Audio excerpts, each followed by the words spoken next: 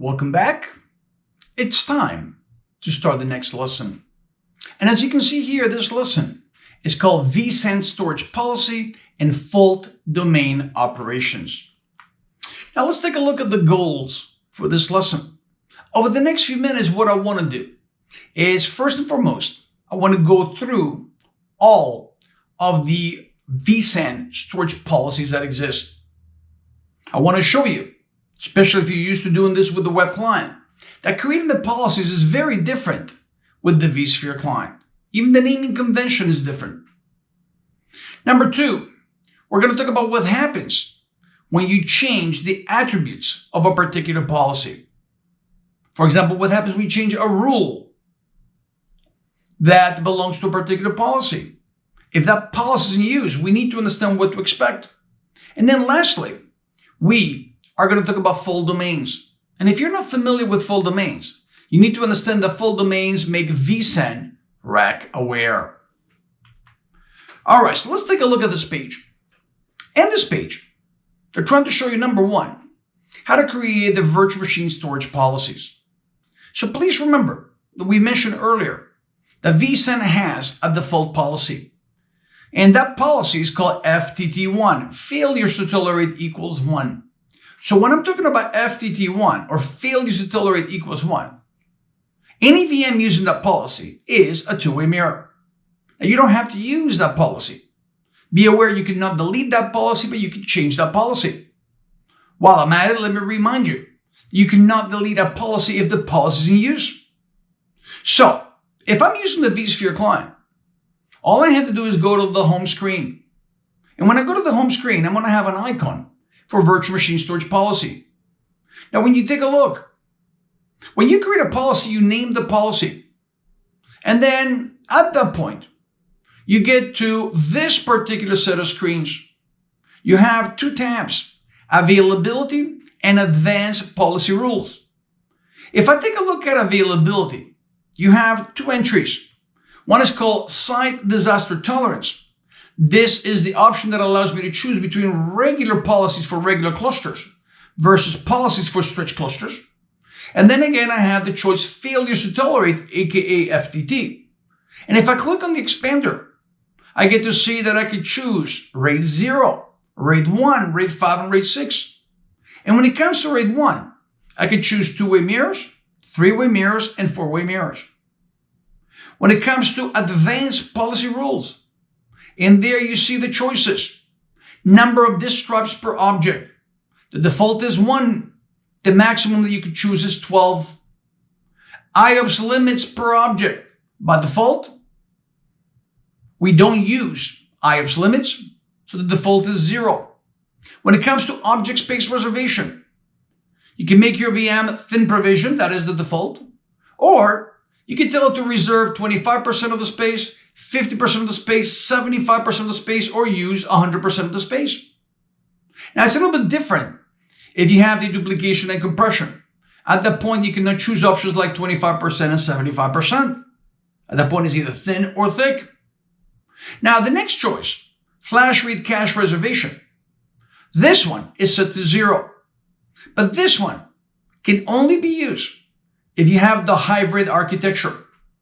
That cannot be used if you have the all-flash, because your cache disks, when it comes to the all-flash architecture, are only used for writes. They're used 100% for write amplification. It is different if you have a hybrid architecture. Then they're used 70% for read caching and 30% for write buffering. And then lastly, we have options called disable object checksum. That is turned off. So by default, we do checksumming. And then we have an option called forced provisioning. So by default, for example, if I don't have 4 hosts, I cannot create a RAID 5 VM because a RAID 5 VM would need 4 hosts. The reason I cannot do that is because forced provisioning dictates that by default, if you don't have enough hosts, you cannot create that type of VM. If I change the value of that parameter, that would allow me to create a VM, even though I don't have enough hosts. Temporarily, that VM would be RAID 0. If and when I add enough hosts, then magically and automatically that VM would go from RAID 0 to RAID 5 if you chose RAID 5 combined with force provision equals yes. So I'll do a demo of that. Now, when you take a look, remember a VM is a group of objects, and nothing says every object has to use the same policy. You can have a VM very easily that has a boot disk that is a two-way mirror using the default policy. But maybe you choose perhaps to have, let's say, an application drive that is a three-way mirror. So once again, objects can use different policies. Now, when we look at this page, all we try to tell you is that when you decide to name the virtual machine storage policies, they should make sense not just to you, but to everybody. For example, the idea here is simple. If I want to create a policy called RAID 5, or again, let's say I want to create a policy that is indeed using RAID 5, I don't want to call it something like Go Dolphins. By the way, I live in Miami, so that's why I'm using that analogy. Because that makes no sense whatsoever. Maybe you want to call it something like the cluster name, followed by RAID 1 or RAID 5, whatever works for you. But again, something that is consistent and it makes sense. I'm going to show you our lab, and we're going to take a look at the naming conventions that we use for the different policies that we created for you.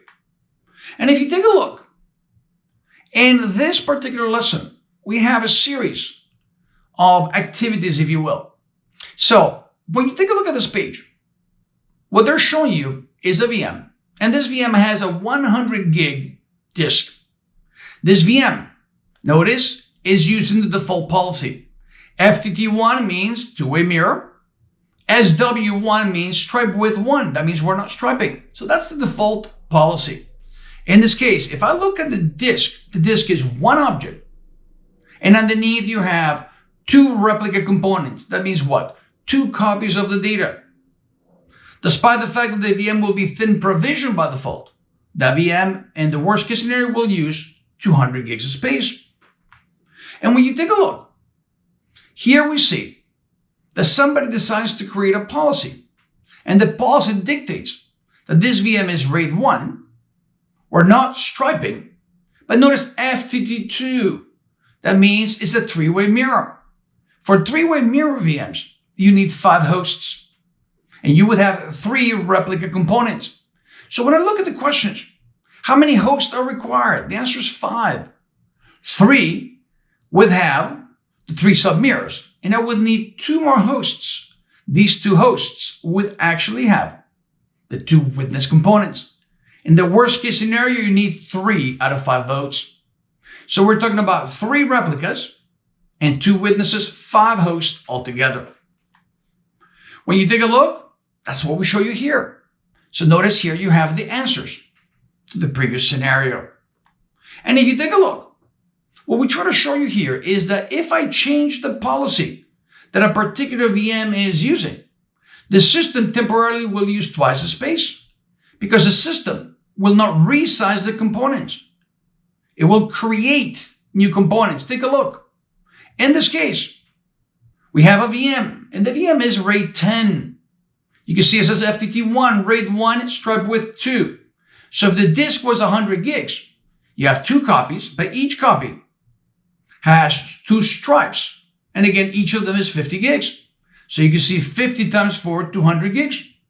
If I change the policy and I say I want to use stripe width 3, the original components will not be shrunk. The system creates a bunch of 33 gig components, copies the data, and then it deletes the original components. So make sure that you don't make those changes in the middle of a day. And this illustration is showing you exactly that. Now, when you take a look, remember, if you change a policy and the policy is used by 100 VMs, you can imagine if 100 VMs have to go through a reconfiguration, that would generate a lot of extra I/O, and that could impact the performance of your cluster. So when you make changes, do not make the changes casually and do not make them in the middle of the day. When you take a look at these bullets, number 1, they tell you make sure that you have enough space for that particular change to take place, because remember, the VM could use potentially twice the space. And again, if you're going to apply the policies, do it either one VM at a time or one object at a time, but not all the VMs at once.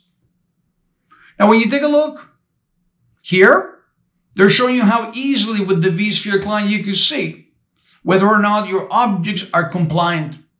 So in this case, I see a VM. This VM has, in this case, two objects showing. One is the VM home namespace object. That's the folder with your metadata files. And the other one is the disk object. Both are using a RAID 5 policy. And notice both are compliant. So in this case, everything is healthy. All the components are healthy, active, and again, nothing is wrong. Now, when you take a look at this VM, once again, this is what you want to see. You want to see the individual components, all of them active. Remember, in this case, if you're RAID 5, you can sustain one loss. So in the worst case scenario, you want to see what? 3 out of 4 components per object active. If you have less than 3, then guess what? The VM will not run. But again, ideally, you want 100% of your components active. And if you take a look, next, what we do is we talk about fault domains. So we're going to take a quick break because I've been going probably for about 15 minutes. And then after the break, we'll talk about fault domains. So enjoy the break and come back in a few minutes. Thank you.